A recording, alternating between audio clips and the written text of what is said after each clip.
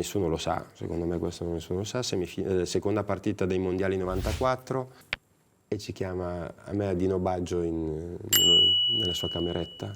Io il più giovane, lui di un mese più vecchio, quindi eravamo più giovani. Ragazzini, è l'ultima chance che vi do. Poca pressione. Se no non giocate più. Sì, tanta gente non sapeva, c'era un padovano che tira bombe da lontano, gioca meglio di Pelé, Albertini ale ale.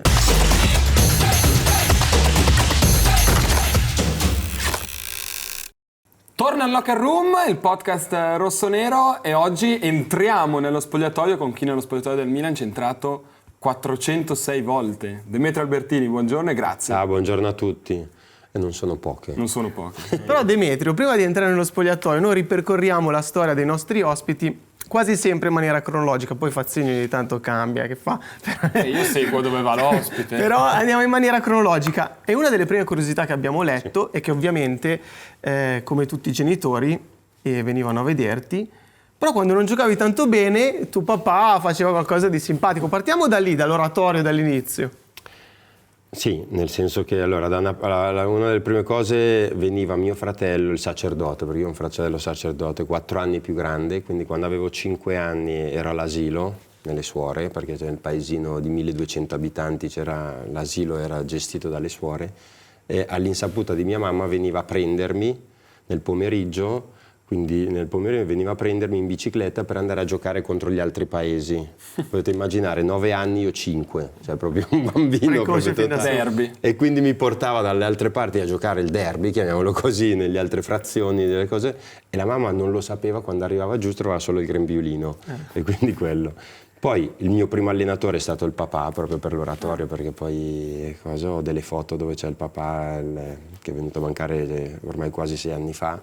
E quindi è stato il primo allenatore, e quando ho cominciato ad andare a giocare al Milan, quindi a 10 anni ho cominciato al Milan, quando non giocavo bene lui fischiava, aveva un fischio talmente particolare, e lo dico tante volte quando vado a parlare da dirigente adesso, lo racconto soprattutto perché per i genitori.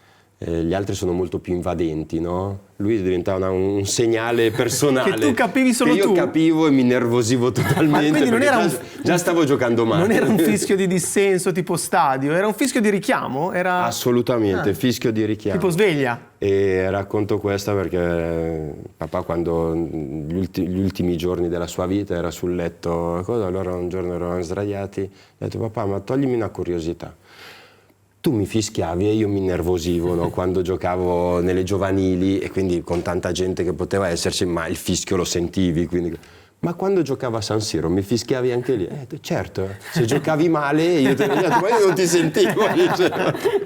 Quindi proprio era un fischio di richiamo totale. Senti, ma come sono stati questi primi anni? Sei cresciuto in oratorio con una traiettoria che probabilmente in tanti della tua generazione hanno avuto, ed è qualcosa che oggi stiamo un po' perdendo. Sì, è cambiato tutto. Parlavamo prima, va tutto contestualizzato in quello che succedeva nella società, perché poi noi parliamo sempre il calcio è il nostro mondo, no? Usiamo questa parola, luogo comune del nostro mondo. Poi fai parte del mondo, ti devi confrontare con le generazioni che cambiano, dei giovani e non solo dei giocatori, e quindi poi dopo i giocatori si adeguano. Adesso da dirigente io un po' di esperienza ce l'hai, però tante cose sono nuove anche per me perché non le ho vissute, no? Ho cominciato nell'oratorio come tanti in quel periodo, lì non c'erano i provini. Venivano l'amico, non c'erano neanche gli osservatori, l'amico, guarda, io sono amico del fratello del massaggiatore del Como, conosco uno che è vicino all'Inter, conosco uno così, e mio papà mi ha sempre detto: Demetrio, guarda, sarai bravo tutto così, però oggettivamente io non posso, lavorava, quindi faceva il muratore, semplice muratore, non era così semplice. Poi un giorno mi ricordo che torno a casa, ho 10 anni, mettiti la tuta che andiamo a fare un provino. Quindi io tutto contento, e così sono andato al Seregno. Ho fatto 6 mesi di Seregno. Quindi, ma già neanche... il Seregno era già tipo wow, vado al Seregno? Sì, era proprio... un paesino di 1200 abitanti, quindi la Brianza, se la pensi, c'è dove abito io, poi dopo c'è Carate, poi Seregno più grande, poi c'è Monza, la metropoli, e Milano la leggevi solo sul giornale. Oggi Milano sento quelli del paese che vanno a Barcellona, cioè oggi si è cambiato tutto, no? Quindi per me era andare in città. dalla periferia, stiamo parlando di 12 chilometri. Quindi sono andato a Seregno, poi alla fine il Milan non aveva i primi calci, quindi il primo torneo l'ho fatto col Milan perché prendevano tutti i prestiti, perché non avevano 4-5, quelli pulcini c'erano, i primi calci non aveva, quei tornei invitati, prendevano quelli che avrebbe poi quelli che avrebbero firmato il cartellino l'anno dopo, intanto li visionavano, no? Vedevano anche sul... E quindi mi ricordo, ho firmato il primo cartellino, avevo 10 anni, andiamo a Prato al primo torneo e vinciamo, non vorrei sbagliarmi, 7-0 con l'Inter e 5-0 col Torino. Noi avevamo un giocatore che era Massimiliano Cappellini, non so se voi siete... Empoli poi ha giocato in Serie A. Bravissimo, ha giocato tantissimo, che era alto quanto è adesso. Quindi oggettivamente eravamo... e non aveva... Le date anagrafiche erano reali, però era alto già quanto adesso e quindi...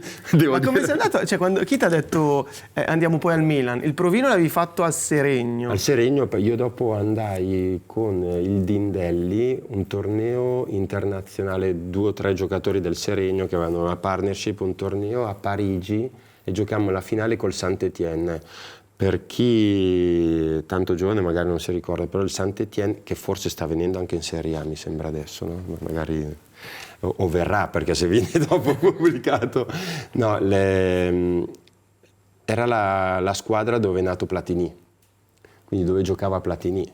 Quindi per noi giocare la finale, il Dindelli di Milano, giocare contro il Saint-Étienne alla finale a Parigi, che c'erano altre squadre importanti e tutte, l'abbiamo vinta, è stato lì, quindi magari qualche osservatore in più, stavano venendo a Milano, mi avevano visto, non esistevano tanto gli osservatori, però i migliori quando vai a giocare già ce l'hai. In più noi avevamo un presidente, che io lo dico sempre nel mio libro, comunque quando ne parlo, che si chiama Barzaghi, che era presidente del Seregno, un imprenditore di Milano, che fece il vicepresidente al Milan dopo, nell'era Farina, quando addirittura ha tenuto il passaggio tra Farina e Berlusconi, quindi sto dicendo qualcosa che non so che tanti non sapevano. Però Barzaghi, presidente del Seregno, e quindi in quel caso lì, quando venne al Milan, alcuni giocatori del Seregno, dei giovanili, le portò al Milan. Io ero già nel Milan perché avevo già firmato precedentemente quando... Ma quindi età 10 anni? 10 anni. Proseguo col racconto, mio papà mi dice di andare a Seregno a fare il provino, arrivo lì e a quel punto lì non c'era un provino, ero solo io perché era durante la settimana, non è che erano provini per tanti, quindi mi alleno con la squadra che c'è lì. A quel punto lì calciamo un po' in porta e calciavo già bene, cioè una delle mie caratteristiche anche dopo che mi sono portato. Quindi mi guardano così, mi dicono: Demetrio, ma che ruolo giochi? Io ho giocato sempre a 7. Perché all'oratorio giocava a 7 e facevo l'ala destra perché ero il più giovane, perché andando con mio fratello 4 anni più grande ti mettevano un po' sulla fascia, no? Non ti mettevano in mezzo così, quindi... E io ho giocato, allora mi guarda l'allenatore, che lì poi dice: guarda, tira una riga, lascia perdere la fascia destra, la fascia sinistra, tu giochi in mezzo alla destra, capito? Quindi questo è nato il ruolo, no? Come idea. E quindi ho cominciato a giocare lì, mi ha detto: domani c'è il torneo, una partita, e il giorno dopo sono andato a giocare la partita, e me lo ricorderò sempre, con quelli di un anno più grande, quindi con quelli di 11 anni, dove giocava anche il figlio del presidente, e me lo ricordano sempre quando lo vedo. Punizione, io arrivavo, e devo dirlo, io in quegli anni lì, quando sei piccolo, non so, visto che tu sei della generazione, i genitori ti compravano la scarpa di 2 numeri più grande, così almeno, no? Cioè non la cambiavi, tutti gli anni, no? Quindi ero le scarpe con qualche... Punizione, e nessuno sarebbe mai azzardato a togliere al figlio del presidente, no? Giangi, un amico ancora adesso. A un certo momento io lo sposto e tutti mi guardano: cosa fa questo qui? Ma io non sapevo che fosse il presidente. Tiro della vita. Tiro gol, quindi facciamo gol. Esco, il presidente mi guarda, che era venuto a vedere il figlio, non è che era venuto solo a cose. Mi guarda, appassionato di calcio, mi fa: allora, la prima cosa, vai a prendere le scarpe, quindi mi ha preso le scarpe. Perché hai fatto il cucchiaione. No, tutte le cose, e poi dopo si è instaurato un rapporto meraviglioso. Poi il Milan, già mi dicevi del torneo a Parigi che se Milano era È quasi un sogno lontano, immagino che Parigi fosse come prendere una navicella spaziale. Certo, però sono andati col pullman, quindi voglia. l'abbiamo macinato, capito? L'abbiamo accompagnato, prima arrivai con la stanchezza, però un torneo, non lo so, giocavamo 2 partite al giorno, puoi immaginare, no? E comunque per tornare a quello che dicevi lì, giocavi a 11, però è meglio 3 contro 3, la strada è più da strada il 3 contro 3, a 11 se non sei fisicamente buono non la ciappi mai. Scusa, io lo dico sempre, se voi ci pensate, adesso divago un attimo, 22 giocatori, togliamo i portieri che però oggi giocano, quindi toccano la palla, quindi quando giocate sono 20, se più o meno si gioca 60 minuti di tempo effettivo, giusto? 60 minuti li dividi per 20 giocatori, sono 3 minuti a testa che tocchi la palla. Esatto. Diciamo che i centrocampisti centrali, e infatti perché mi piace giocare, la tocchi un po' di più, sulla fascia la tocchi un po' di meno, no? E quindi c'è qualcuno che la tocca meno di 3 minuti, su 90 minuti. Quindi capisci che il gioco del calcio non è solo la parte tecnica, ma è tutto il resto che quando tu non hai la palla. E pensate a un bambino quante volte può toccare la palla, alcuni mai, capito? Sì. Mai. Arrivo... mai. Sentivi la pressione quando eri al Milan da ragazzino oppure era un flow naturale di amici forti come te, non ti accorgevi di vivere comunque già un sogno? No, è la bellezza di giocare al calcio. Voi dovete sapere che io durante i miei trascorsi del settore giovanile del Milan avevo riportato indietro 2 volte la borsa, perché un anno non giocavo, o tante volte, che può succedere, ci mancherebbe, cambiano gli allenatori, cambiano le cose, io bene o male, poche volte sono stato il più bravo del gruppo, sempre stato tra i più bravi, ma non il più bravo sempre, forse un anno potevo considerarmi il più bravo, vicino quasi all'esordio, capito, come in Serie A. Se no prima ero tra quelli bravini, no? Però c'era qualcuno più bravo. E quindi ho riportato 2 volte la borsa proprio in via Turati, dove c'era la cosa, la prima volta perché non giocavo, io volevo divertirmi, e tornavo che ero dispiaciuto, e i miei genitori hanno detto andato giù, mi ricordo c'era Zagatti, responsabile, c'era Zagatti, e disse: figlio, torna triste, già fai sacrifici per venire a Milano tra tutte le cose, almeno studia e va a giocare, visto che vuol divertirsi, va a giocare qua vicino, una squadretta qua vicino con gli amici, no? O comunque con gli amici, con una squadra vicino che non era il Milan, potevano essere il Milan. Ho detto no, aspetta, vedrai che poi cambiano, poi era verso fine stagione. E l'altra volta perché non studiavo, quindi ai genitori perché avevo brutti voti il primo quadrimestre, quindi era un po' per girarmi un po'. Ma hai anticipato la domanda successiva che ti avrei chiesto, cioè come conciliavi con la scuola, come andavi al campo, se c'era un bus, se ti portavano i tuoi genitori, e poi io mi immagino a 12 anni giochi nel Milan, cioè vai a scuola con la tuta o... Allora, erano 2 strade parallele. Per quanto riguarda la scuola, uno cercava di massimizzare il tempo che uno poteva essere, con tutte le criticità che puoi avere a quell'età lì, con una passione per un'altra cosa già individuata che tanti magari a quell'età lì non ce l'hai. Io, per dare un'idea, quello che facevo lo racconto sempre quando vado a parlare anche ai ragazzi nelle scuole. Io a 14 anni, che era l'anno che non giocavo, quindi quell'anno che ho portato indietro, ero nei giovanissimi, mi sembra che ci potessero essere giovanissimi. Sì, il primo anno di giovanissimi. Giovanissimi B, perché poi c'erano le categorie, quindi giovanissimi. Io andavo, prendevo il bus, 6:30, 6:30, 7, andavo fino a Seregno, il famoso Seregno a scuola, con la borsa sotto i libri, perché c'era la borsa, le cose sopra tutte le cose, il panino. Qualche volta la mamma si svegliava per farmi la cotoletta, per metterlo così, era calda, se no erano sempre gli affettati. Io dalla scuola uscivo, dovevo correre 2 chilometri più o meno, quindi non c'era un bus che riusciva ad arrivare, andavo alla stazione, Milano, metropolitana, San Babila 73, Linate.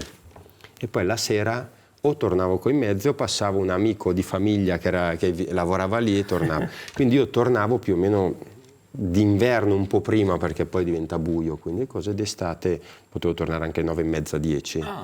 E quindi io mi ricordo che ero stanco, dormivo e mi alzavo, mettevo la sveglia alle 5 e studiavo la mattina dalle 5 alle 7. Qualche volta arrivavo impreparato perché dalle 5 alle 7 non ce la facevi, non gestivi proprio benissimo il tempo, spegnevi quindi qualche volta cosa. Però mi sono diplomato perché devo dire che poi gli ultimi 2 anni, già giocando anche in Serie A, quindi ero andato a Milanella a vivere, avevo chiesto la possibilità perché non c'erano i mezzi, e quindi ho finito la scuola. un po' per i miei genitori e poi perché la ritrovi, anche se non è cose di fede. Ti chiedo, non essendo sempre stato il più bravo come dici tu, e poi avendo Neanche anche a scuola, no, nel calcio, nel calcio. E poi avendo sotto gli occhi anche tanti giocatori ragazzi che sono arrivati in Serie A non con qualità eccelse alla Messi o alla Neymar, ti chiedo, può sembrare una domanda magari banale, ma qual è il mix? Cioè tu capisci a un certo punto, prendi consapevolezza, oppure stai lì, soffri e poi ritorni, oppure maturi, oppure qual è il segreto che non esiste? Non c'è un segreto, però prima di tutto il condizionamento di quello che è la famiglia e di quello che è il tuo status. Questa è una fortuna che ti agevola o ti complica la gestione di un momento di quasi realizzazione o quasi vicino che puoi arrivare a un sogno. Secondo, va detto che mediamente uno sportivo, quindi non solo il calcio molto, perché poi dopo lo dico, tu raggiungi due cose nella vita che tutto il mondo vorrebbe, dai grandi imprenditori, cose così, che sono la stabilità economica e la popolarità negli anni dove tu non sei ancora pronto per gestire questa cosa. Perché quello che dico, tu l'hai detto, tu dove eri a 22 anni? Cosa state facendo? Studiando. Io tiravo il calcio di rigore in finale mondiale, cioè è nel massimo dell'aspirazione di un bambino che poteva mettere la cosa e dice più di così cosa c'è, no? E invece tu stai preparando per quello che diventerai, quello che sei e quello che diventerai ancora. Tu sei a 34 anni, sono andato a parlare, sei pensionato, 35, io ho smesso a 35, sei pensionato, oggi dici no, sei all'area 70, Ci arrivato a 70. Quindi no, ho capito, quindi c'è un canoni completamente diversi da gestire. Quindi capisci che le difficoltà che ci sono. Uno, credo che, lo dico da quello che sono adesso, imprenditore, manager sportivo, dirigente, c'è una cosa che accomuna qualsiasi successo di qualsiasi cosa, che non è il talento, ma è la disciplina. La disciplina è quella cosa che ti permette la sommatoria di costanza, crederci, impegno, è tutto racchiuso dentro nella disciplina. Perché tanti ti dicono cercate quello che vi piace fare e vedrai che supererai i problemi, le solite cose. E io faccio la cosa più bella al mondo. Però se tu mi dici, tu sei andato tutti i giorni della tua vita a fare allenamento, con voglia, e qualche volta eri stanco, qualche volta eri un po' stanco, qualche volta potevi pensare che volevi fare qualcos'altro, volevi stare a letto, dovevi stare. Che cos'è che ti porta ad andare tutte le volte? La disciplina. Cos'è che vai là e dici anche se sono stanco, anche se non ho voglia, devo allenarmi perché devo portarmi a casa qualcosa? La disciplina. Ed è così anche per... Ma c'è stato qualcosa che ti ha... Scusate, abbiamo visto il regista che ha spostato... Disciplina. No, non è disciplina, si chiama in un'altra maniera. Ma Demetrio, ma abbiamo detto altre cose, non è disciplina. ma Demetrio, ma la disciplina, c'è stato qualcosa nel tuo percorso che ti ha distolto dalla disciplina? E può essere magari qualche amico, qualche prima ragazzina, oppure la voglia di evadere, oppure sei sempre stato, e la dice chiaro, è vero che c'è sempre una famiglia, nel tuo caso splendida, dietro, però magari il ragazzo, essendo essere autonomo pensante, potrebbe anche sbagliare. No. Mai? No, perché facevo la cosa più bella del mondo e che davo rispetto alla cosa più bella che io ho fatto, che era quello giocare a calcio, che era un sogno da bambino. Se noi pensiamo, quando uno è bambino a 4-5 anni, che si fa sempre la solita domanda, cosa sogni di essere, di diventare? Dottore, al massimo, e calciatore. Queste sono le due, maschio, che sogni poi, non so, e poi si realizza. Cioè da bambino non dici diventerò l'amministratore delegato di una grande multinazionale, non lo dici. Poi stiamo parlando che è una cosa ancora più importante, no? Però non lo dici. Quindi stai vivendo ancora nella fase del calcio del sogno. E se uno rispetta questo sogno, allora capisce che veramente, come sempre dico, non sono sacrifici ma sono rinunce. Senti, ma il sogno poi si è concretizzato, hai capito che andava concretizzandosi quando hai esordito a 17 anni? O lo capivi prima, lo sognavi prima? Guarda, e soprattutto, dimmi, scusa. com'è esordire a 17 anni nel Milan di Arrigo Sacchi? E poi parleremo anche di Arrigo Sacchi. Guarda, diciamo subito che se uno va a rivedere l'immagine c'era la nebbia, quindi dal secondo anello in su non vedevo niente, quindi c'era il secondo anello, un po' meno pressione, quindi non sembrava piccolo lo stadio, no? Quindi quello no. Quello che, come esordire, io lo dico sempre, io ho esordito a 17 anni, ero con la prima squadra dall'inizio di quella stagione, che se racconto la mia prima convocazione è proprio da ridere, che proprio che è successo, poi magari la raccontiamo. E quindi quando mi sembra segnò 3 il rigore, che aveva fatto 3-0, mancava più o meno 20 minuti, ho detto adesso mi mette dentro. E perché la vivo in questa dimensione? In questa dimensione perché per me, io lo dico, quando uno esordisce in quella squadra, stiamo parlando di compagni che sono stati tutti maestri, no, per me, a 17 anni non sei pronto per giocare nel Milan, in quel Milan lì, anche il più bravo del mondo. Per me l'ho sempre considerato come un premio. Quello che io ho sempre gestito bene, secondo me, col senno di poi, sono gli allenamenti, che io giocavo con delle persone di un certo tipo e quindi miglioravi di giorno in giorno tutte le volte, a guardare, ad allenarti a dei ritmi di un certo tipo. Quindi quello è stato veramente formativo. L'esordio, ricorderò sempre, è stato meraviglioso, che esco e fuori dallo stadio un tifoso mi fa bravo Demetrio, quindi non hai giocato un quarto d'ora, non è che hanno visto che ero bravo, hanno visto che ho esordito. Sappi che ne ho visti tanti esordire che poi sono spariti. No, ma non lo so. Delicatissimo. No, però lo ricordo ancora, sono quelle cose che poi ti porti, hai vinto le Champions, hai vinto le cose, però ti ricordi anche queste cose. Quando ti dicono questa frase dici sì, potrebbe succedere, in effetti ci sono arrivato, però sai, ho 17 anni, come dici tu, ho la vita davanti, oppure no, basta, adesso è iniziata, tra virgolette ce l'ho fatta, da qua in poi avrò sempre più spazio, eccetera. Allora, come si chiama, il risultato della tua carriera o di quello che hai fatto lo puoi sapere solo alla fine e potrai immaginare in che gruppo sei, quindi non è che sei unico, in che gruppo stare, di stare in quelle che potevano vincere di più, perché io racconto, io ho perso 11 finali, lo dice anche Paolo, se più o meno nella stessa epoca ne abbiamo perse tante, no? E quindi 11 finali sono tantissime, poi se metti anche sul piatto quello che hai vinto, pensa a quanto uno poteva vincere, no? Quel Milan e Paolo ancora di più, no?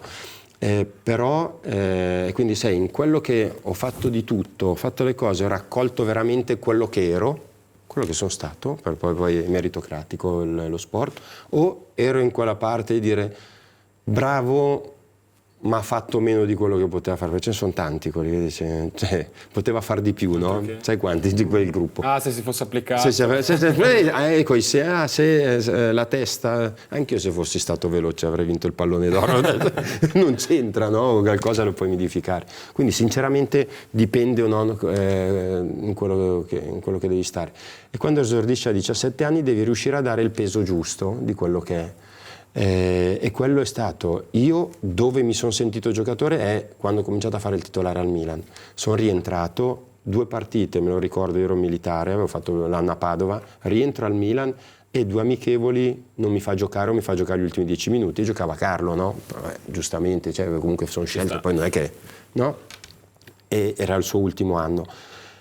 E in quell'occasione lì io mi sentivo giocatore, sono andato da Capello dicendomi mandami via, perché se non gioco io mi sento giocatore, poi non so se sarò al Milan, di livello Milan o se di livello di un'altra squadra, però io dopo aver fatto voglio giocare, quindi lì marchi quello che sei perché pensi di essere calciatore. A 17 anni dopo l'esordio... E Capello ti disse? Gioca. Hai giocato? Hai giocato. Allora, 2 cose mi sono segnato. La prima convocazione da ridere, a questo punto, dai, raccontiamola. Sì, io vado a fare un torneo, così almeno capite anche, tutte le volte si parla degli scopritori. Io ho avuto 2 scopritori che mi hanno veramente plasmato, Arrigo Sacchi e Capello. Però Capello interviene anche all'inizio. Allora, io vado a fare un torneo, inizio stagione, ti stai giocando se fare la Beretti o se fare la Primavera. Quindi saltare una categoria, no? Proprio che sei vicino, perché una volta quando eravamo in primavera il 50% arrivavano a fare il calciatore, non so a che livello, però arrivavano. Questo adesso purtroppo pochissimi, ieri ho mandato dei dati bruttissimi del nostro calcio, quindi questo, no? Arrivavi lì, quindi non sapevi, volevi saltare e andiamo a giocare a Genova, mi ricordo un torneo vinciamo forse, o comunque arriviamo in finale, quindi fino alla fine. Torna a casa dopo 8 giorni, 7 partite, le ho giocate tutte, da più giovane, quindi pensa ai ritmi come erano. Arriva a casa, il giorno dopo defaticante, da lì capisci la disciplina, defaticante, a riprendere tutti i treni che ti ho detto per andare 16 anni e mezzo. Chiamo il dottore, gli dico: dottore, guarda, ho una linea di 37 di febbre, non era vero, 37 di febbre. Vabbè, stai a casa a riposare, tanto venivi giù per fare un quarto d'ora di corsa, di riscaldamento, cose così. E poi, va bene, ok, metto lì così. Il giorno dopo arriva mio papà con la Gazzetta dello Sport. In quell'anno lì, che parliamo dell'88, ci sono le Olimpiadi, sono via 5 giocatori del Milan. Quindi c'è la Coppa Italia che si gioca tutto in precampionato, chiamiamolo così, e il giornale dice: Arrigo Sacchi, bisogna cambiare i calendari perché devo convocare 5 giocatori della primavera perché i miei sono via alle Olimpiadi, e addirittura uno non lo sa neanche chi sia. Non l'ho mai visto, però mi è stato segnalato da Capello, che era il responsabile del settore giovanile, per andare ad allenarmi con la prima squadra. Sono stato tutto il giorno, perché oggi uno dice c'ho il telefonino, vado a fare le cose, no, sono stato tutto il giorno davanti come davanti al microfono, così al telefono, aspettando la telefonata. Ma lui ha detto che era Demetrio Albertini? Certo, c'è il nome in grassetto, già informazione in panchina, tutto così, però io avevo la febbre, che non era vero, capito? Quindi pensa cosa ti poteva pensare. E alla fine ti ha chiamato? E dal giorno dopo ho detto, quei 5 siamo andati ad allenarci sempre con la prima squadra. Tutti i giorni sono andato a giocare con la prima squadra, quindi sono andato ad allenarmi con la prima squadra, abbiamo fatto la panchina, siamo usciti mi sembra col Torino, o con la Roma, siamo usciti subito in quella Coppa Italia lì, però a settembre Arrigo Sacchi mi disse: da adesso in poi tu ti alleni sempre con noi, quindi sei dentro, che mi sono allenato a agosto, però mi ha dato l'ufficialità da settembre. Ma tu eri piccolino fisicamente all'inizio, sì, no? E caspita, andare a vedere... E quelli anni lì c'era già... No, Rijkaard è arrivato dopo forse. C'era già. No, c'era già. I Rijkaard... Io ho saltato solo lo scudetto. Questi Marcantoni qua, ti moriva? Ti moriva fisicamente? Certo. Io mi allenavo a fare le capriole, perché quando mi toccavano io andavo talmente lontano che mi dovevo allenare a fare le capriole. Quando si correva non avete idea della fatica che si faceva. E Sacchi com'era? Al di là dell'allenatore, cioè al di là di quello che abbiamo poi visto. Allora, maniacale, poi dopo che passano gli anni lo frequenti anche fuori, io ho avuto la fortuna, dico fortuna e anche il piacere e qualche volta il dispiacere, perché ognuno si è fatto di carattere, un po' lo conoscete anche voi, perché ve l'avranno raccontato tutti, com'è, che è maniacale, però un insegnante, abbiamo avuto quindi un meticoloso, fin troppo. Sapete, no, come ho girato prima? Sì. Però raccontiamo anche... Uguale, no, comunque maniacale tutte le cose, però oggettivamente ha trasformato quello che poteva essere, secondo me, portato in Italia quello che doveva essere una partita di calcio con una creazione di emozioni. Se no era di squadra, se no fino a lì stavamo a guardare solo i grandi giocatori, punto e basta. Ma c'era una frase che ti diceva sempre, che tu dicevi sì, lo so, perché Gale ci ha detto la sua, Van Basten e Gullit diceva sempre la stessa frase. C'era una a te che ti diceva sempre, tipo lo zio che ti dice sempre la stessa cosa? Sì, ce n'erano di più, però una che mi rimane impressa non era per me, perché io sulla fascia la riga di destra e la riga di sinistra la passavo solo quando entravo in campo, quindi non mi spostavo dal centro perché lì era più difficile, se no battevo i calci d'angolo, ecco, quelli la vedevo. Però lì c'era ragazzino sulla riga, perché doveva allargare lo spazio, perché così il campo. E addirittura dopo ho cominciato a dire fuori dalla riga, che stiamo parlando di la riga quanto sarà? 2 centimetri, cioè, così torniamo anche a un'altra cosa. Esatto, ci racconti il suo essere maniacale con un aneddoto che ti ricordi in campo e uno fuori dal campo? No, due cose meravigliose. Una, dico che in campo, lui era fuori dal campo, noi eravamo in campo. Chi conosce Milanello sa che c'è la terrazza dove c'è la clubhouse in alto, no?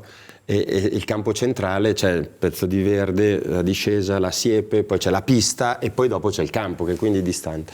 Lui aveva la voce, che poi lo si ricorda anche così, lui aveva abbassamenti di voce perché gridava sempre dall'allenamento così.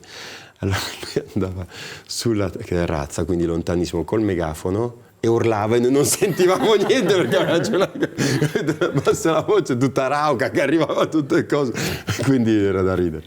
E invece campo ci sono tante situazioni, io mi ricordo, guarda, ne dico una, siamo qui a parlare del Milan, però Arrigo Sacchi ha fatto anche la nazionale arrivando alle cose, quindi è stato per me un allenatore, non è stato solo l'allenatore del Milan che ho avuto al Milan, l'ho avuto anche in nazionale e l'ho avuto anche dopo come dirigente, quindi l'ho frequentato per tante volte. Dico impegnativo, lo dico, poi da dirigente ancora di più, però è impegnativo, però ti lascia tantissimo. E una volta, quando eravamo, nessuno lo sa, secondo me questo nessuno lo sa, seconda partita dei mondiali 94, dovevamo partire per andare a giocare la seconda partita e ci chiama a me Dino Baggio nella sua cameretta.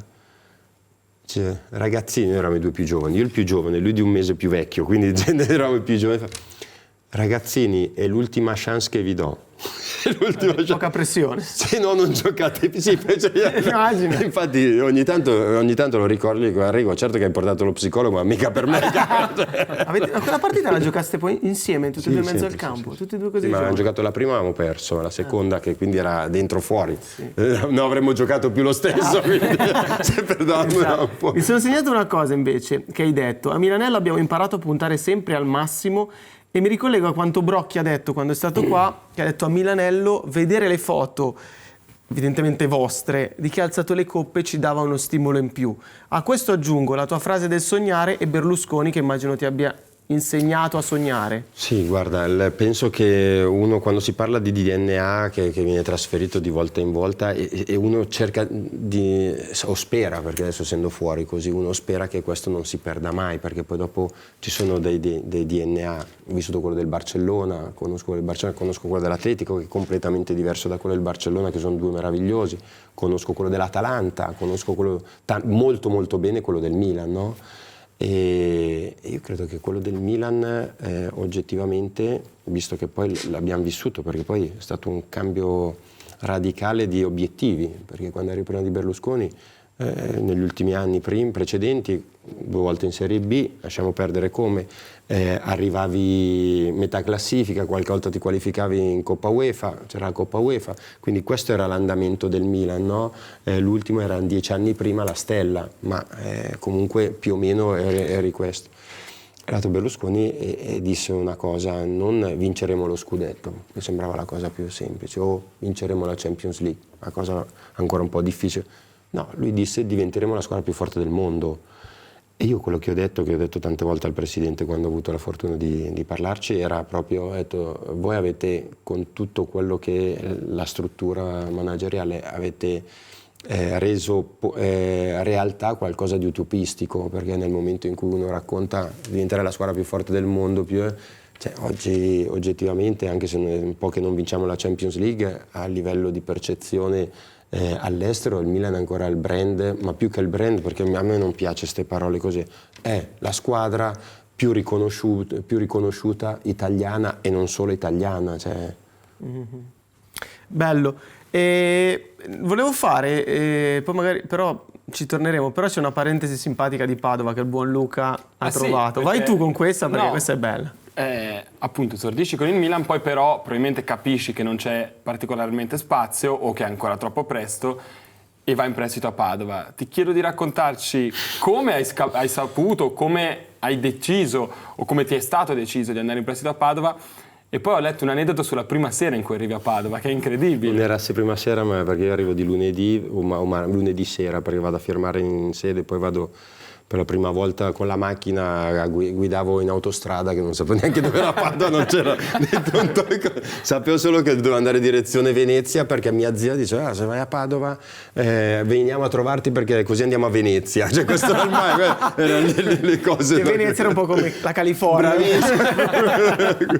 Quindi le cose. Allora, prima di tutto la decisione di Padova me lo ricorderò sempre, che Berlusconi all'inizio dell'anno viene e mi dice: Presidente Demetrio, allora ho parlato con Arrigo, tu non vai via, sappi, non cominciare a chiedere che devi andare in prestito a giocare dopo 2 anni che eri lì, perché io credo che è meglio fare 15 partite al Milan che fare un campionato, perché vedo che tutti quelli che vanno via poi li perdiamo per una cosa o per l'altra, e in quegli anni lì c'era Cappellini, Mannari, Lantignotti, c'erano tanti giocatori che poi sono andati via e poi dopo non sono più ritornati. Allora gli ho detto, Presidente, cioè, se mi fate fare 15 partite io ci sto volentieri, cioè 15 in quel Milan erano tantissime, no? A 18, 20 anni, 19 anni erano tantissime. Poi sono partiti che lì c'era il mercato di novembre, che voi non sapete neanche cosa sia il mercato di novembre, vedi? C'era il mercato, non c'era quello di gennaio, c'era quello di novembre. Okay. Si chiamava il mercato di riparazione, quindi passa settembre, ottobre, novembre, non giochi quasi mai. Ho detto datemi via. Arrivare a 15 a giugno. Deve farsi male tutta metà squadra, quindi datemi via, no? E allora decisero Padova, non so il Una volta decidevano gli altri o sbaglio? Sì. Cioè proprio non c'era la roba, vai là. In prestito, tu sai che... Perché secondo me quello che si cambia, e lo dico, è che tu sei un patrimonio, ti senti un patrimonio della società e quindi la società farà il bene tuo perché poi ti farà girare o ti renderà giocatore, ti ha cresciuto, quindi ha investito tanto su di te. Io continuo a dirlo, quello che manca oggi tante volte al calcio italiano è concepire un settore giovanile come una possibilità di valorizzare anche economicamente i propri giovani. Cioè oggi manca il mercato italiano interno, io dico interno, Serie B, Serie C, Serie A, questo è quello che manca un po', no? Che si è perso. E quindi questa valorizzazione ti metteva anche un posto di bilancio, perché tu ti crescevi, andavi a Padova, se non fossi stato buono per il Milan, facevi 2 anni ancora in giro e poi dopo ti comprava, non so, dico la Fiorentina, Cremonese, qualcosa, però c'era quello era stato la valorizzazione di un patrimonio della società, certo. No? Come è successo per altri. Credo che poi faranno le squadre B, di fatto, proveranno a fare le squadre B. Non lo so, ho sbagliato, la tagliamo? No, non la tagliamo, perché io rido. Io ho fatto la tesi da direttore sportivo sulle squadre B e nel 2010 sono stato il primo in Italia a raccontarla. Quindi sono 14 anni e oggi dico che secondo me abbiamo perso 14 anni, perché nella fase finale di crescita dei nostri giovani li hai investiti, poi è la fase è come... Se pensate il paragone, tu studi, fai l'università, poi devi entrare nel lavoro e sai che c'è un cambiamento, perché tutto quello che hai studiato ti può servire, ma non proprio tutto, perché le dinamiche del lavoro sono altre cose. Quindi la squadra B è proprio quel passaggio, però lo tieni sotto controllo tu, perché sennò vai fuori, sei giovane, non sei neanche della squadra che ti ha preso, ma sei del Milan, faccio l'esempio, e a quel punto lì, nelle partite cruciali e tutto, a meno che sei un fenomeno, sei il primo a essere escluso, no? Nelle cose. Quindi questo io lo vedo come una cosa culturale di crescita per i nostri settori giovanili, per le nostre valorizzazioni dei nostri giovani. Ma torniamo indietro, ti metti in A4? Mi metto in A4 e arrivo su, va bene, trovo Padova, perché voi non lo sapete, perché io sono sempre attento, perché mi hanno sempre insegnato a non vivere la mia vita con superficialità, quindi con attenzione. Quindi voi dovete pensare che il primo cartello con uscita a Padova ce l'ha a 29 km, quindi mancano 29 km. Io fino a quel 20 dopo Bergamo non sapevo più dove, non dicevo giusto o sbagliato, quindi non sapevo. Quindi arriva a Padova, poi invece a giovedì mi dicono vai in trasmissione locale, mi presento in trasmissione senza filtri, telefonano. E quindi col direttore sportivo, il direttore generale, non mi ricordo, e a un certo punto la prima cosa che dicono è avete preso, non abbiamo fatto un gol, fino a lì mi sembra 9 partite, 9 partite, 5 punti, 0 gol, quindi 5-0-0, mai vinta una, no? Quindi ultimi in classifica, e gli dicono avete preso un attaccante rotto, un difensore giovanile che non sappiamo neanche chi sia, dalla Juventus delle giovanili, e uno dal Milan. E subito, se fosse stato bravo, perché il Milan doveva darlo via? Cioè, questo era l'esordio. Mi hanno scioccato 2 punti. Va bene, ok. Allora il direttore, no, ma vedrete Demetrio, quindi io ho tutte le aspettative che c'era. Dopo un po' arrivano anche i tifosi, entrano arrabbiati, tutte le cose, arrivano anche i tifosi. Cioè, come se fossimo qui, sono una trentina di tifosi lì fuori che aspettano che finisca la trasmissione. Quindi arrivo lì così, io sono al muro di 19 anni, che cosa gli racconto? Io è la prima volta, ma che cosa gli racconto, no?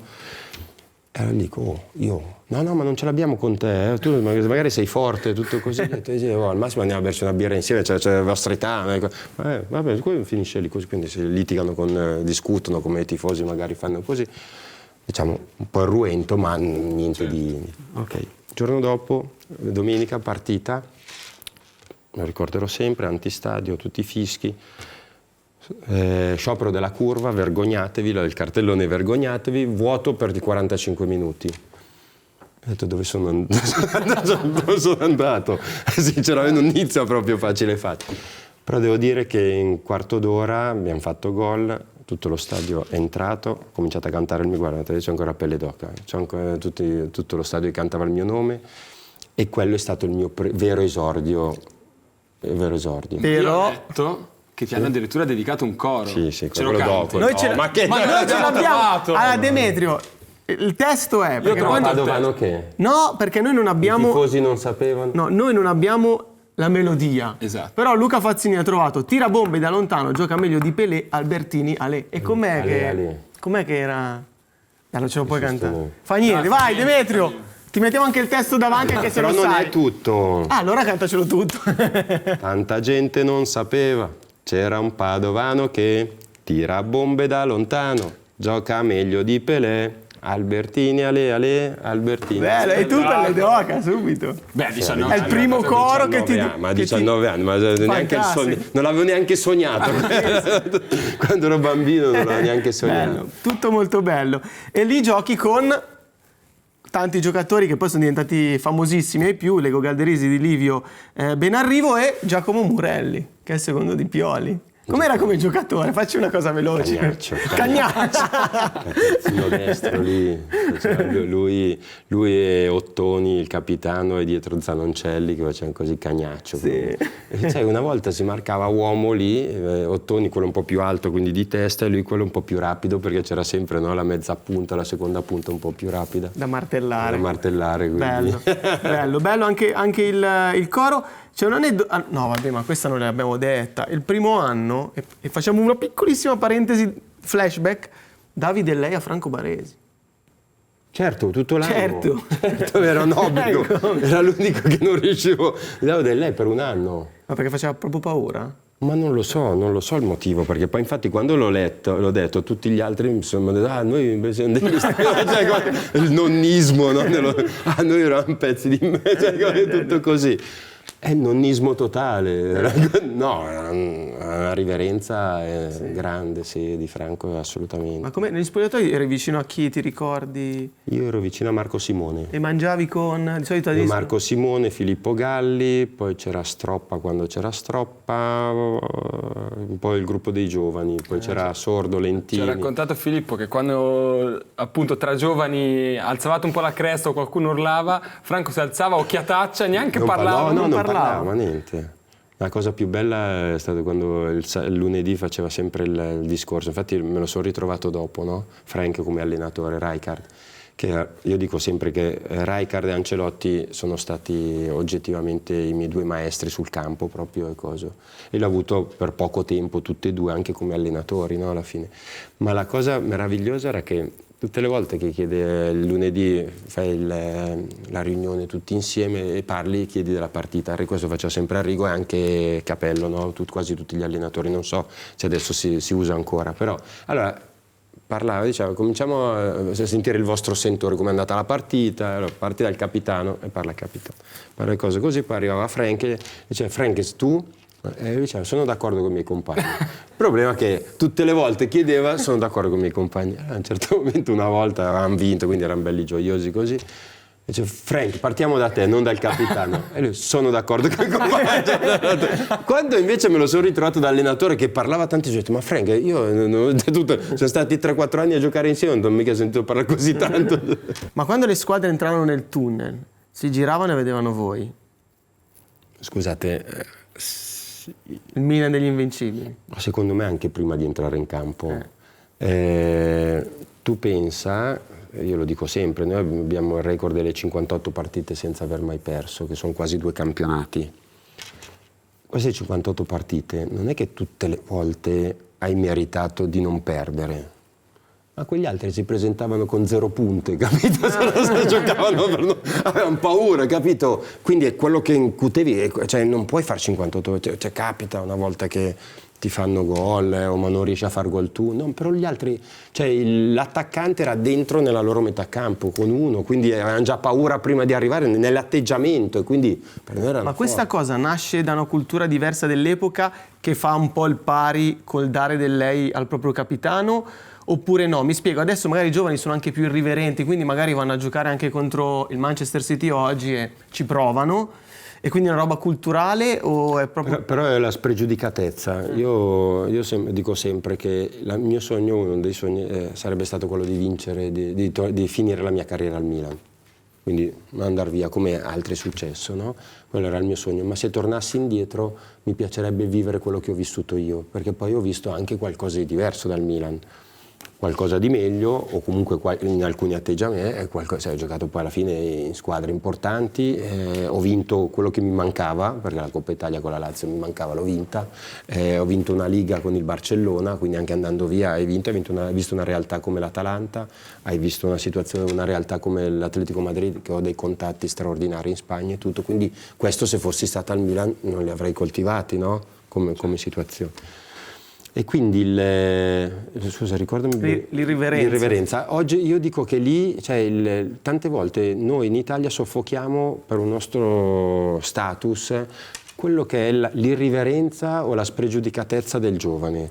Noi cerchiamo tante volte di chiedere al giovane di essere maturo, ma l'unica cosa che io nella vita non so che non si può prendere è l'esperienza, l'esperienza è l'ultima. Certo. E allora se chiedo a un giovane un po' più di irriverenza e spregiudicatezza, mi dà qualcosa che magari l'adulto ha un po' più di timore, ha più paura, no? Quell'altro invece, anche se perde, capito? Come il tuo rigore a USA 94. Bravissimo.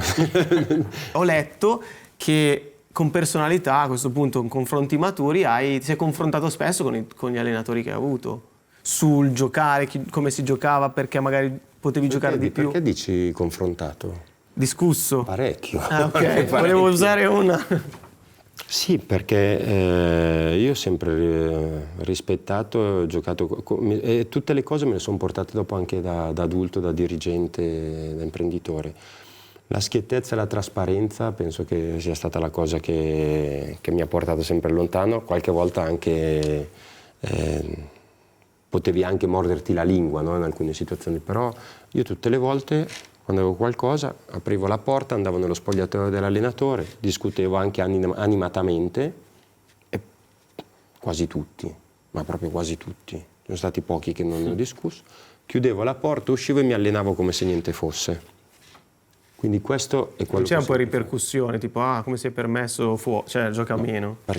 No, perché quando sei andata a parlare, perché magari eri in difficoltà, poi tante volte da calciatore non capisci che stai facendo schifo, no? Pensi sempre che qualcuno ti deve qualcosa, quindi magari ti davi delle... come si chiama? Dei credito, dei meriti che oggettivamente, oggi da dirigente dico sì, va bene, però se 1, 2, 3, 4, però la quarta, se Demetrio, se andavi a 2 all'ora, permettimi, prima rimettiti e poi arrivai, come è successo, no?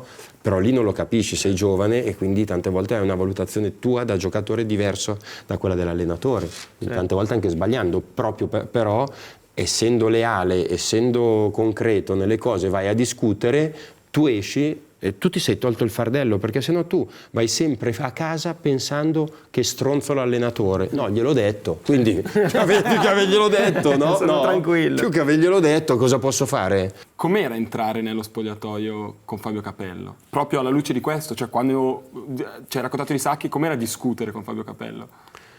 E lui, devo dire che lui parlava sempre singolarmente, nel senso, nelle cose. Arrigo, devo dire, negli anni da giocatore, a parte quando era in nazionale che tante volte chiamava, quindi anche fuori riuscivi, perché non frequentandoci tutti i giorni, se no lui al Milan ha sempre, con Arrigo solo parlato di calcio, di tattica, di cose della squadra, come doveva fare, cosa dovevi fare tu, i movimenti, le cose.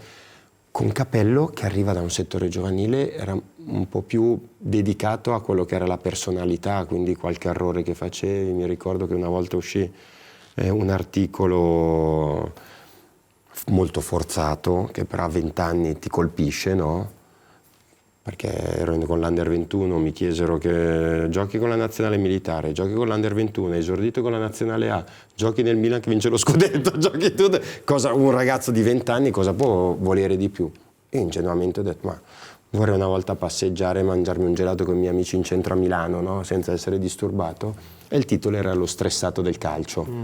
Quindi, cioè, forzato nelle cose. Cioè, ho detto una cosa che chi mi conosce sa che l'ho detta sinceramente, non perché devo fare chissà.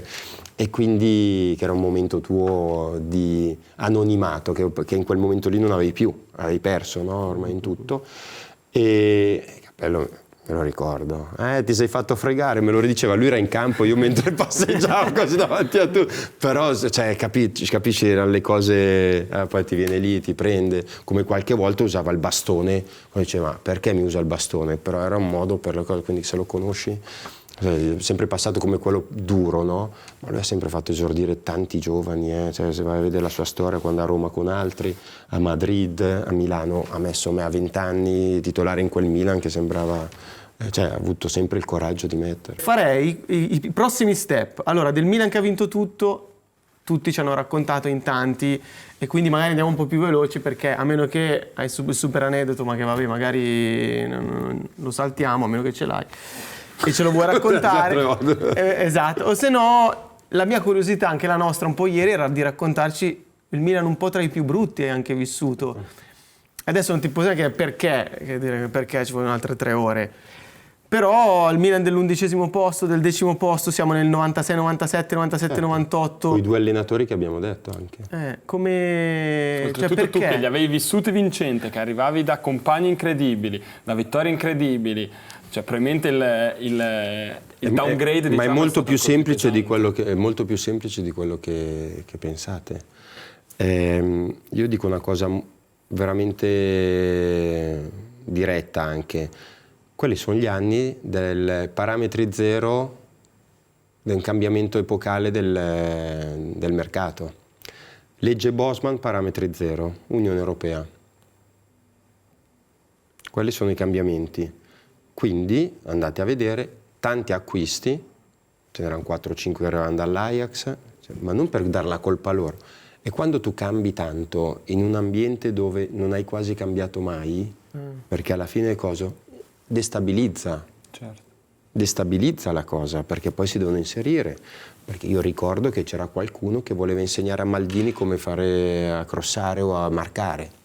E per quanto riguarda invece quegli anni lì, sono stati degli anni difficili proprio per questo motivo, che non c'è stato, c'erano degli ottimi giocatori, quindi presi singolarmente. Cioè, pensiamo a Ziege, arriva e mettiamo Paolo a destra.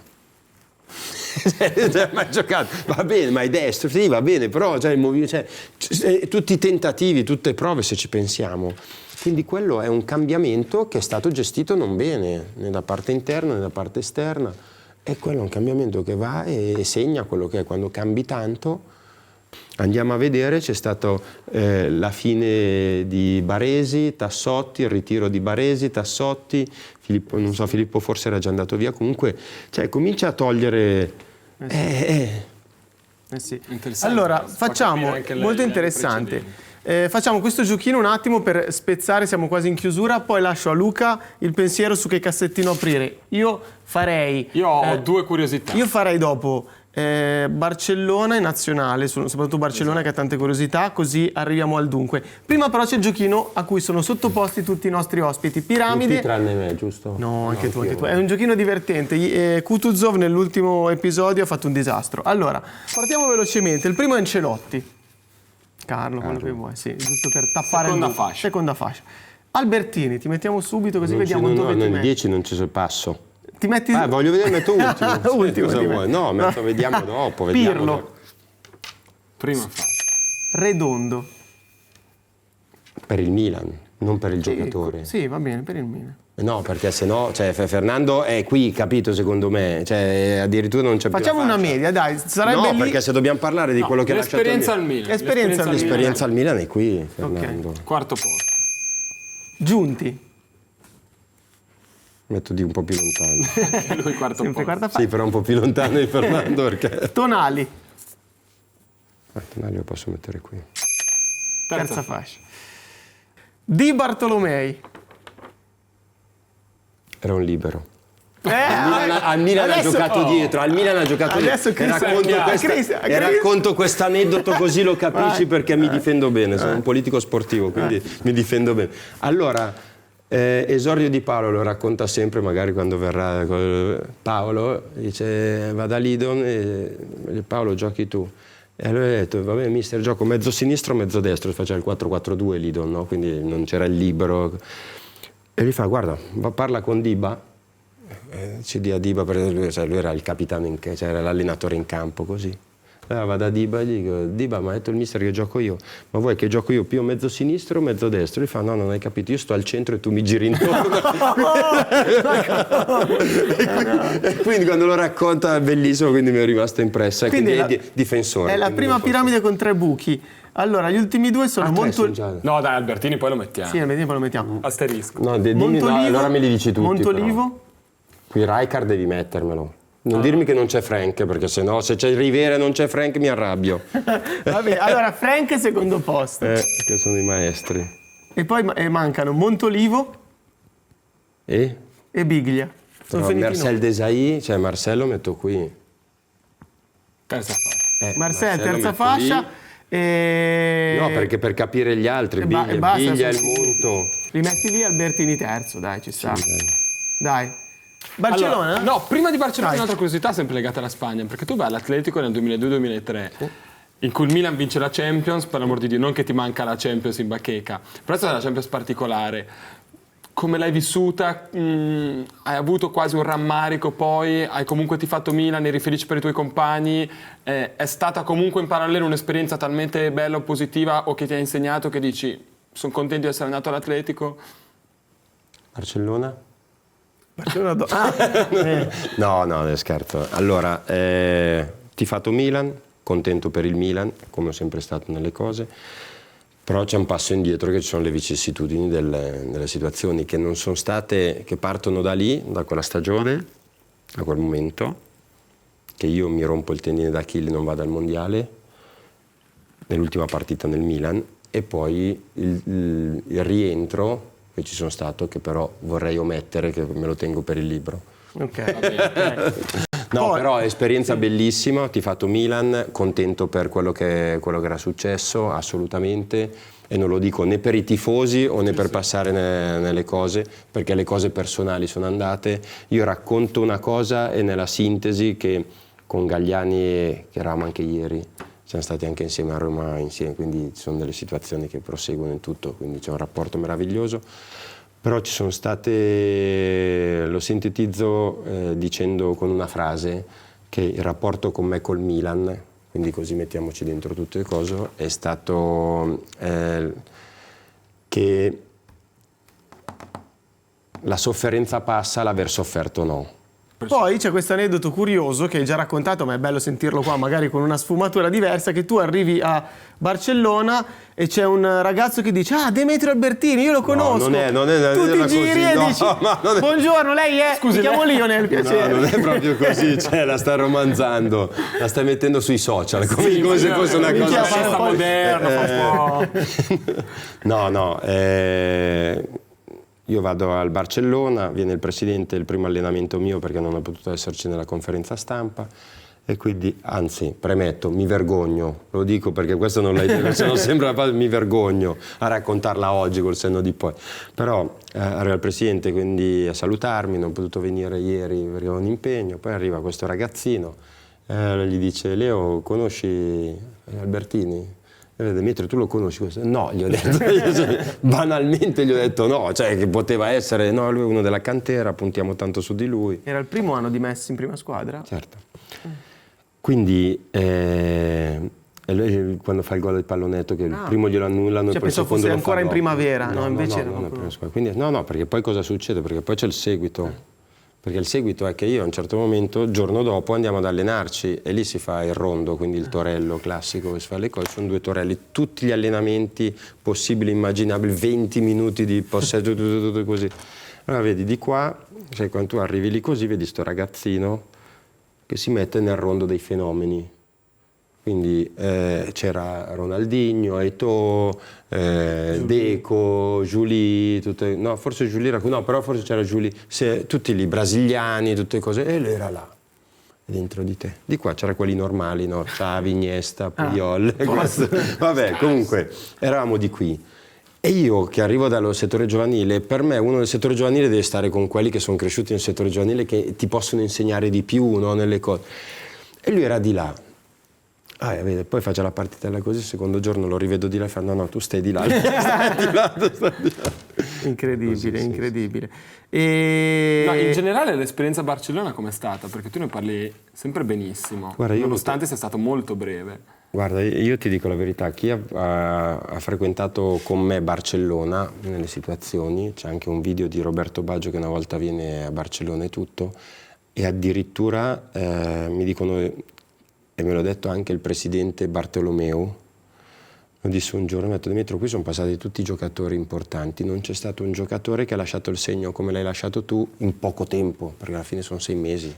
Quindi non tanto dal campo ma dallo spogliatoio, no? O comunque dal vivere tutto, dagli media, dai tifosi, da tutto. Pensate che io ero candidato o comunque ero all'interno di quello che poteva essere la dirigenza eventuale con Gian Laporta, quando perse 2015. e si riconfermò Bartolomeu, quindi ho vissuto una cosa e con Bartolomeu invece mi dice dopo un po' queste cose, quindi sai il rispetto che hai anche dei ruoli differenti tutti, e invece col legame con Gian Laporta è un legame veramente consolidato, importante che ho avuto, e devo dire che ho anche adesso ripreso dopo un po' di anni, anche se poi abbiamo sempre tutti i contatti, anche i contatti bene con la dirigenza, perché ormai i giocatori non ci sono più né da una parte né dall'altra, sono tutti cambiati, però con l'Atletico Madrid, avendo la figlia che studia a Madrid, sto andando spesso a Madrid, no? Quindi, ma tra l'altro lì a Barcellona ti ha chiamato Rijkaard? No, era Renke, proprio chiamato lui. quello che ho detto, sì, mi ha chiamato lui perché sono come si dicono tante volte le botte di culo, no? Che uno nella sfortuna degli altri, lì si fanno male 3 giocatori, 3 centrocampisti centrali, quindi c'era Silvinho, poi c'era Thiago Motta e un altro Gabri, che giocava ogni tanto terzino ma giocava anche lì. E a quel punto lì Frank aveva bisogno di un titolare non titolare, perché il Barcellona poteva comprare chiunque, però in quel caso lì voleva recuperare poi anche gli altri, perché erano loro più giovani e tutto. E ha detto Demetrio, guarda, ti conosco come persona, hai vinto, perché qui è 5 anni che non si vince, perché noi vinciamo la Liga, che era 5 anni che non vinceva il Barcellona, hai vinto, so che ragazzo sei, conosci lo spagnolo, il calcio spagnolo com'è e quindi l'andamento.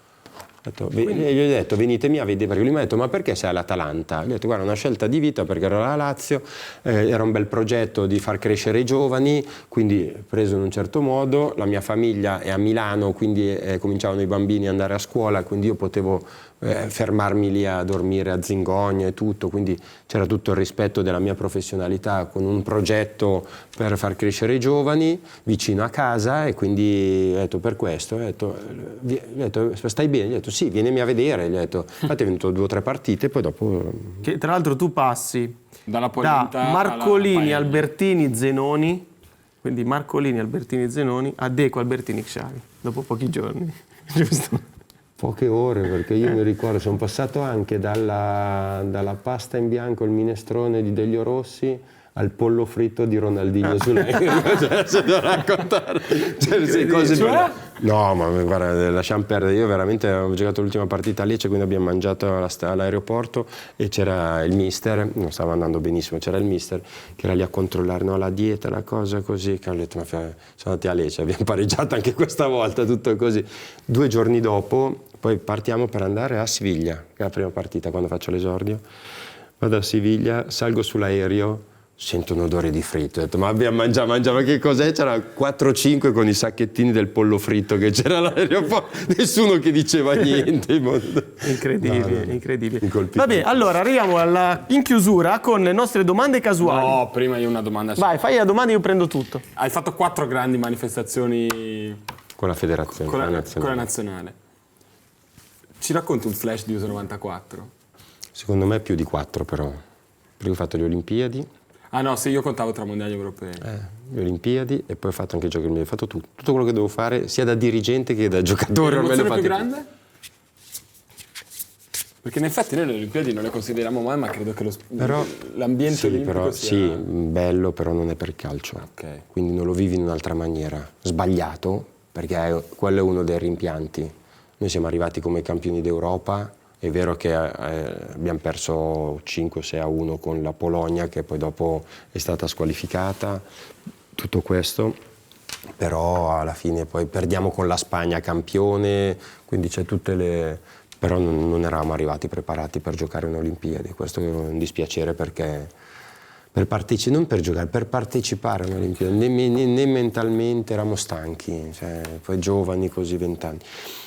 USA 94, emozioni incredibili, io credo alla semifinale, e poi quindi oggettivamente è andata al di là del sogno, anche se poi dopo col senno di poi dice sei vice campione del mondo, dire campione del mondo è un po' diverso, no? C'è questa cosa.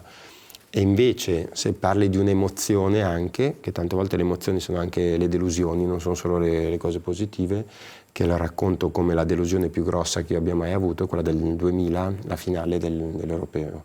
Se voi pensate che io ho fatto nella mia carriera 11 anni in nazionale, 2 finali, una l'ho persa a rigori, una l'ho persa il golden goal. Cioè Rosicate. Abbastanza. Rosicate importanti. Allora, qua ci sono 4 domande, noi le 5, però va bene qua. No, diciamo 4. No, ma che tagliate? Ne abbiamo 5, di solito sono di più, ma le preselezioniamo per i nostri ospiti. Una e via, leggiamo e rispondiamo. Chi è la persona più famosa che ha incontrato? Nelson Mandela. Ah, è una risposta che abbiamo già sentito. Chi che ce l'aveva data? Allora posso anche cambiare. Ho incontrato i 3 papi.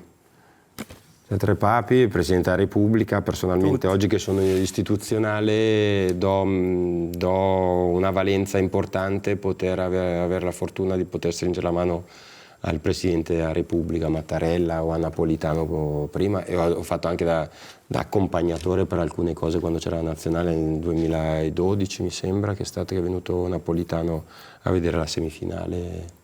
Secondo me la velocità con cui quasi non hai pensato e hai risposto No, Mandela fa capire quanto vi ha sembra stupido perché Mandela, però che vibrazioni hai sentito? Perché Mandela, stiamo parlando di un cambiamento, forse ne abbiamo parlato prima fuori onda sul mondo femminile, no? Sì.